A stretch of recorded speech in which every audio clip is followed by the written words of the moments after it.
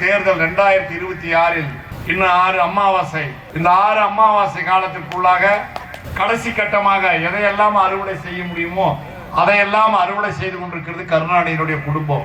பாட்டன் கருணாநிதி தமிழகத்தையே குட்டிச்சுவராக்கி விட்டு போனார். அதனால் தான் எம்ஜிஆர் 53 ஆண்டுகளுக்கு முன்னால் 1972 அதிமுக என்கிற கட்சியை புரட்சித் தலைவர் எம்ஜிஆர் ஏன் தொடங்கினார் என்று சொன்னால், தமிழக மக்களை காப்பதற்காக 53 ஆண்டுகளுக்கு முன்பாக புரட்சித் தலைவர் எம்ஜிஆர் அதிமுக என்கிற கட்சியை தொடங்கினார். அன்றைக்கு தமிழகம் குட்டிச்சுவராகி தமிழகம் அண்ணாவின் கொள்கையிலே இருந்து மாறுபட்டு போய் தமிழக மக்கள் வேதனையிலே மூழ்கி இருந்த நேரத்திலே தமிழக மக்களை காப்பதற்கு ஒரு மீட்பாளராக புரட்சித் தலைவர் எம்ஜிஆர் அதிமுகவை தொடங்கினார். இன்றைக்கு 53 ஆண்டு காலம் கழித்து அன்றைக்கு ஒரே ஒரு கருணாநிதி, ஒரே ஒரு மு.க. முத்து. ஆனால் இன்றைக்கு மு.க. ஸ்டாலின், உதயநிதி ஸ்டாலின், மு.க. ஸ்டாலின் முதலமைச்சர், உதயநிதி ஸ்டாலின் துணை முதலமைச்சர். 2026 பிறகு இன்ப நிதியும் துணை முதலமைச்சராகக்கூடிய வாய்ப்பு இருக்கிறது. நீங்கள் ஏமாந்து விட்டார். எனவே இந்த குடும்பத்தை, நாசகார குடும்பத்தை வீட்டுக்கு அனுப்புவதற்கு மீண்டும் ஒரு சாதாரணமான சாமானியர், மக்களால் விரும்பக்கூடிய ஒரு எளியவர், ஒரு விவசாயி, நம்மில் ஒருவர், ஒரு சாதாரண சேலம் மாவட்டத்திலே சிலுவம்பாளையம் என்கிற கிராமத்திலே இருந்து முதலமைச்சருடைய மகனாக அல்ல, மந்திரியுடைய மகனாக அல்ல, முதல் தலைமுறை அரசியல்வாதியாக தோன்றி நம்மோடு ஒன்றாக இருந்து இன்றைக்கு தமிழகத்தின் முதலமைச்சர் நாற்காலியில் 4.5 ஆண்டு காலம் அமர்ந்து இப்படி ஒரு முதலமைச்சர் மீண்டும் தமிழ்நாட்டுக்கு கிடைக்க மாட்டாரா என்று எல்லோரும் ஏங்குகிற ஒருவராக இன்றைக்கு எடப்பாடியார் இருந்து கொண்டிருக்கிறார்.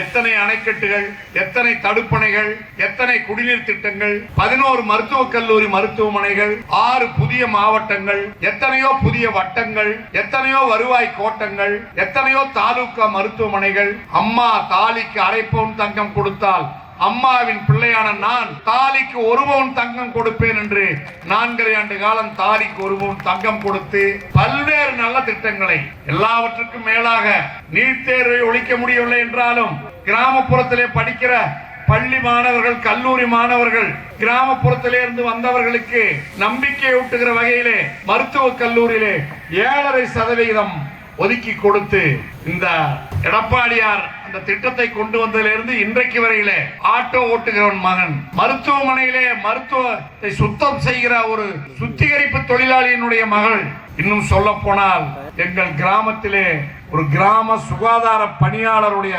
மகள், இப்படி 5000க்கு மேற்பட்ட சாதாரண எளிய குடும்பத்தை சேர்ந்தவர்கள் டாக்டர்களாக அரசு செலவிலேயே படித்து பட்டம் பெறுகிற ஒரு சூழ்நிலையை உருவாக்கி கொடுத்தவர் அண்ணன் எடப்பாடியார். அப்படிப்பட்டவர் விரைவில் முதலமைச்சராக வர வேண்டும். இந்த வெள்ளகோயில் நகரத்திற்கு, இந்த வெள்ளகோயிலுக்கு மட்டுமல்ல காங்கேயத்திற்கும் தேவையான அனைத்து நல்ல பணிகளையும் நிறைவேற்றி தருவதாக எடப்பாடியார் காங்கேயத்திலே நடந்த கூட்டத்திலே எடுத்து சொல்லி இருக்கிறார்கள். நீண்ட நாட்களாக இந்த பகுதி மக்களின் கோரிக்கையாக இருக்கும் வட்டமலைக்கரை அணைக்கு ஆண்டுதோறும் பம்பிங் சிஸ்டம் மூலமாக அமராவதி ஆற்று தண்ணீரை வெள்ளம் போகிற காலகட்டங்களிலே மோட்டார் பம்ப் செட் மூலம் கொண்டு வந்து நிச்சயமாக மீண்டும் எடப்பாடியார் ஆட்சி அமையும் போது வட்டமலைக்கரை அணையை நிச்சயமாக எடப்பாடியார் நிரப்புவார். எப்படி அவனாசி அத்திக்கடவு திட்டம் குழாய் மூலமாக 1100 குளங்களுக்கு தண்ணீர் நிரப்பப்படுகிறதோ, அவனாசி அத்திக்கடவு திட்டத்தில் இன்றைக்கு 1000க்கு மேற்பட்ட குளம் குட்டைகள் தண்ணீர் நிரப்பப்படுகிறது. 1700 கோடி ரூபாய் செலவிலே எடப்பாடியார் கொண்டு வந்த திட்டத்தின் மூலம் அது ஒரு உலக அதிசயம். அதே போல அமராவதி ஆற்றிலே வெள்ளப்பெருக்கெடுத்து ஓடுகிற காலத்திலே வீணாகிற வெள்ள தண்ணீரை கொண்டு வந்து வட்டமலைக்கரை அணைக்கு அண்ணன் எடப்பாடியார் நிச்சயமாக வரும் ஆட்சி கட்டத்திலே நிரப்பி கொடுப்பார். இந்த பகுதியிலே கடுமையான குடிநீர் பிரச்சனை இருக்கிறது. புதிய காவிரி குடிநீர் திட்டத்தை திமுக சரியாக நிறைவேற்றாமல் இன்றைக்கு பல கிராமங்களிலே மக்கள் போர் தண்ணீரையும் சுத்தமில்லாத தண்ணீரையும் குடிக்கின்ற சூழ்நிலை இருந்து கொண்டிருக்கிறது. மீண்டும் எடப்பாடியாருடைய ஆட்சி வந்தவுடன் காவிரி ஆற்றிலே இருந்து சுத்திகரிக்கப்பட்ட தண்ணீர் போதுமான அளவு கொண்டு வந்து வெள்ளகோயில், காங்கயம், முத்தூர் போன்ற அனைத்து பகுதிகளுக்கும் தேவையான அளவுக்கு கிராம மக்களுக்கு குடிநீரை எடப்பாடியார் கொடுப்பார். காரணம், அவர் ஒரு கிராமத்திலே தோன்றிய சாதாரண விவசாயி. அதே போல வெள்ளகோயில் தனி தாலுகாவாக உருவாக்கப்படும் என்று திமுக தன்னுடைய தேர்தல் அறிக்கையில சொல்லுச்சு. ஆட்சியே முடிய போகுது, பண்ணிட்டாங்களா?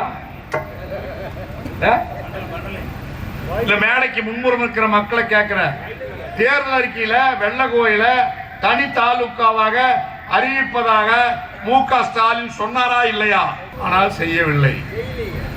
நிச்சயமாக மீண்டும் எடப்பாடியார் முதலமைச்சரானவுடன் முதல் பட்ஜெட் கூட்டத்திலேயே வெள்ளக்கோயில் தனி தாலுக்காவாக உருவாக்கப்படும். என்கிட்ட கார்ல வரும்போது நம்ம தம்பி திரு விஸ்வேஸ்வரன் சொன்னார், இங்க ஒரு தரம் உயர்த்தப்பட்ட அதிமுக ஆட்சியில தரம் உயர்த்தப்பட்ட ஒரு ஆரம்ப சுகாதார நிலையம் இருக்கிறது, இதை அரசு மருத்துவமனையாக மாற்றி தருவதாக இந்த தொகுதியினுடைய மந்திரி சொன்னார். சொன்னாரா? சொன்னாருங்களா? செஞ்சுட்டாரா? எப்ப செய்வாரு? எப்ப செய்ய மாட்டார்? இன்னும் 6 அமாவாசை வெள்ளக்கோயில் தரம் உயர்த்தப்பட்ட ஆரம்ப சுகாதார நிலையம் அரசு மருத்துவமனையாக உறுதியாக ஆக்கப்படும்.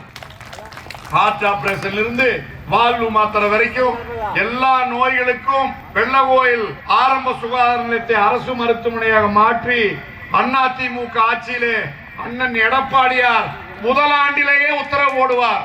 ஏன்னா ஒரே வருஷத்துல 11 மருத்துவக் கல்லூரி மருத்துவமனை உருவாக்கி கொடுத்தது யாரு? எடப்பாடியார். கடைசியா ஒரே ஒரு விஷயம் சொல்றேன். இந்த வெள்ளக்கோயில் தொகுதியில பவானி சேகர் தண்ணி பாயுது, பரமக்குள ஆலியார் தண்ணி பாயுதா? மனசாட்சிப்படி 4.5 ஆண்டு காலம் ஆச்சு. திமுக தேர்தல் அறிக்கையில நாங்க ஆட்சிக்கு வந்த உடனே பாண்டியார் புன்னம்பலா திட்டத்தை நிறைவேற்றுவோம் என்று சொன்னார்களா? சும்மா நடக்காத முன்னாடி இல்லையா? ஆனமலையார் நல்லாறு திட்ட ஒப்பந்தத்தை புதுப்பித்து மீண்டும் உருவாக்குவோம், ஆனமலையார் நல்லாறு திட்டத்தை கொண்டு வருவோம் என்று சொன்னார்களா? எத்தனை வாட்டி கேரளாவுக்கு போனாரு மு.க. ஸ்டாலின்? இதுவரை பாண்டியாறு புன்னம்புழா திட்டத்தை நிறைவேற்றுவதற்கோ, பாண்டியாறு புன்னம்புழா திட்டம் நிறைவேறினால் பவானி சாகர் அணைக்க ஆண்டுக்கு 10 TMC தண்ணீர் கூடுதலாக கிடைக்கும். மிக சிறப்பான ஒரு திட்டம். பவானி சாகர் நீர்ப்பாசனம் உள்ள பகுதிகளில் எல்லாம் இனியொரு போகம் புஞ்சை விவசாயம் செய்யலாம். அப்படிப்பட்ட ஒரு அருமையான திட்டத்தை எடப்பாடியார் கேரளாவுக்கு போய் கேரள முதலமைச்சர் பினராயி விஜயன் கிட்ட பேச்சுவார்த்தை நடத்தி முடிக்கிற அளவுக்கு ஏற்பாடு செய்து வைத்தார். பாண்டியார் புன்னம்புழா திட்டத்தையும் ஆனமலையார் நல்லாறு திட்டத்தையும் முடிக்கின்ற அளவுக்கு ஏற்பாடு செய்து வைத்தார். பல முறை பேச்சுவார்த்தை நடத்தப்பட்டது. இந்த கொரோனா என்கிற கொடிய நோய் வராமல் இருந்திருந்தால் எப்படி அவனாசி அத்திக்கடவு திட்டம் நிறைவேற்றப்பட்டதோ அதே போல பரமக்குள ஆலியார் அணைக்கட்டு திட்டத்தினை ஒப்பந்தத்தை புதுப்பித்து ஆனமலையார் நல்லாறு திட்டம் நிறைவேற்றி 10 TMC திட்ட நீரை பெற்று இந்த பகுதியிலே போதுமான அளவுக்கு விவசாயம் செழிக்கின்ற அளவுக்கு பரமக்குள ஆலியார் பாசனம் நடைபெறுகிற இடங்களில் எல்லாம் நிச்சயமாக ஒவ்வொரு ஆண்டும் 4.5 மாதம் தண்ணீர் வந்திருக்கும். அதற்கான பணியை செய்திருப்பார். அதே போல பவானி சாகர் அணைக்கும் பாண்டியாறு புன்னம்புழா திட்டத்தை கொண்டு வந்து கொடுத்து ஆண்டுதோறும் போதுமான தண்ணீரை விவசாயத்திற்கு கொடுத்து கால்நடை வளர்ப்பு, கோழி பண்ணை வளர்ப்பு மற்றும் பல்வேறு விவசாயங்கள் என்னென்ன விவசாயம் இருக்குமோ அத்தனை விவசாயம் நிறைந்த பகுதியாக வெள்ளக்கோயில், காங்கயம், பொள்ளாச்சி, கிணத்துக்கிடவு, உடுமலைப்பேட்டை, மடத்துக்குளம் இந்த பகுதி, பல்லடம், திருப்பூர் ஒன்றியம் இந்த பகுதி முழுவதும் சிறப்பான விவசாய பூமியாக எடப்பாடியார் மாற்றி காட்டியிருப்பார். மீண்டும் 2021 எடப்பாடியார் வெற்றி பெற்று முதலமைச்சர் ஆயிருந்தால் பினராயி விஜயனோடு பேச்சுவார்த்தை நடத்தி இந்த திட்டங்களை எல்லாம் நிறைவேற்றி இந்நேரம் இந்தியாவிலே உலகத்திலே செழிப்பான பூமி எது என்றால் வெள்ளக்கோயில், காங்கேயம், பொள்ளாச்சி, உடுமலைப்பேட்டை, பல்லடம், மடத்துக்குளம் இப்படி இந்த பகுதிகள் எல்லாம், பொங்கலூர், சுல்தான்பேட்டை இந்த பகுதிகள் எல்லாம் சிறப்பான விவசாய பூமி என்று இஸ்ரேலை போல இந்த பகுதிகளை எல்லாம் எடப்பாடியார் மாற்றி இருப்பார். காரணம் அவர் ஒரு விவசாயி மண்ணிலே பிறந்தவர், உழவோட்டக்கூடியவர், டிராக்டர் ஓட்டக்கூடியவர். ஆனால் அந்த வாய்ப்பு 2021 நாம் வெற்றி பெற முடியாமல் போனதனால் நமக்கு கிடைக்காமல் போனது.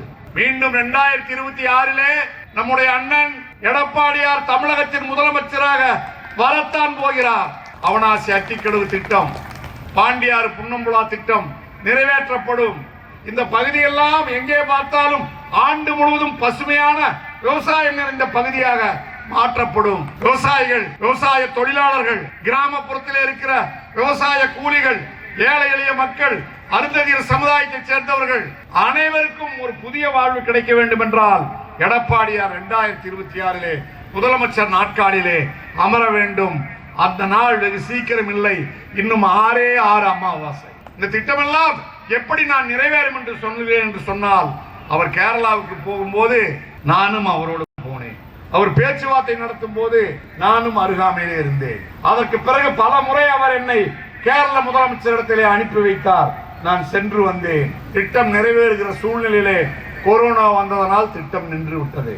ஆனால் 5 ஆண்டு காலம் இதையே தேர்தலுக்கியாக கொடுத்து இந்த தொகுதியிலே வெற்றி பெற்ற மந்திரி எப்ப பார்த்தாலும் பரம்பிக்குள ஆழியார் திட்டம்னா அவருக்கு சொல்ல தெரியுமான்னு தெரியல. அதுல என்ன அணைக்கட்டு கட்ட வேண்டும் என்றும் அவருக்கு சொல்ல தெரியாது. விவசாயிகளுடைய உண்மை கோரிக்கையை உணராத ஒருவர் இந்த தொகுதியிலே மந்திரியா இருக்கிறார். எனவே உங்களுக்காக, உங்களுடைய சந்ததிகளுக்காக, எதிர்கால மக்கள் நல்ல செழிப்பாக வாழ, இந்த திட்டங்கள் எல்லாம் நிறைவேற, ஒரு விவசாயி, ஒரு உழவன் மகன், நம்மில் ஒருவர், நமக்கான தலைவர் அண்ணன் எடப்பாடியார், எம்ஜிஆர் வழியிலே அம்மா வந்தார், அம்மா வழியிலே எடப்பாடியார் மீண்டும் தமிழகத்தின் முதலமைச்சர் நாற்காலியிலே அமர வேண்டும்.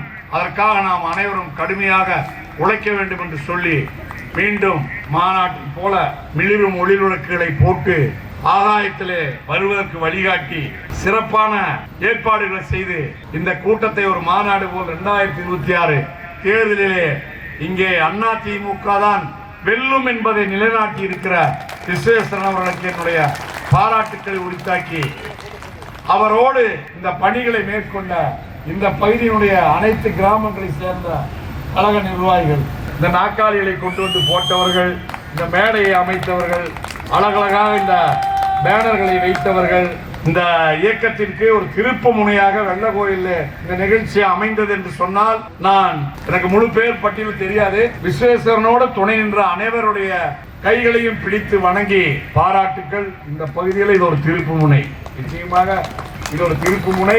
இளைஞர்கள் கையிலே இந்த இயக்கம் எதிர்காலத்திலே அம்மா அவர்கள் விருப்பப்பட்டதை போல, எம்ஜிஆர் வழியிலே அம்மா எப்படி நல்லாட்சி தந்தாரோ அதே போல எதிர்காலத்திலே இந்த இயக்கம், நாங்கள் எல்லாம் வயதாகிவிட்டாலும் இந்த இயக்கத்தை கட்டி காப்பதற்கு இளம் தலைமுறை எப்பொழுதும் தயாராக இருக்கிறது.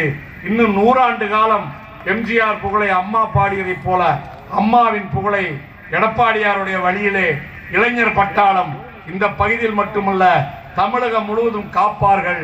நன்றி, வணக்கம்.